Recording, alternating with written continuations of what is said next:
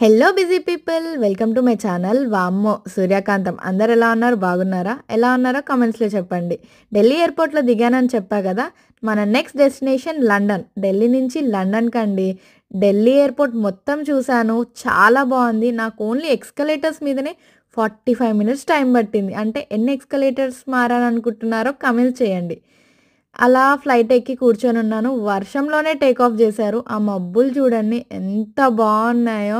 నాకు first time flight గాబట్టి చాలా అనిపిచ్చాయి. అలా ఎక్కి కూర్చొని ఉన్నాను. అలా ముందు టీవీ ఉంది. దాంట్లో ఏమేమున్నాయా అని అలా సెర్చ్ జేస్తూ ఉన్నాను. ఢిల్లీ నుంచి లండన్‌కి అలా ఎలా ఎళ్తున్నాను, ఎన్ని సముద్రాలు దాటెళ్తున్నాను అని చూసుకున్నాను. నాకింకా చాలా బోర్ కొట్టింది. నెక్స్ట్ టీవీలో అసలు మన సినిమాలున్నాయా, తెలుగు సినిమాలు ఎయిర్ ఇండియాలో అని జూశాను. వెతకంగా చాలా సేపటికి మన సినిమాలు దొరికాయి. దాంట్లో నాకు నచ్చింది నేను చూడని సినిమా పెట్టుకొని అలా 13 అవర్స్ ఫ్లైట్‌ని ఎంజాయ్ చేశాను. నెక్స్ట్ ఎన్నో సముద్రాలు దాటి ఎళ్తున్నా కదా.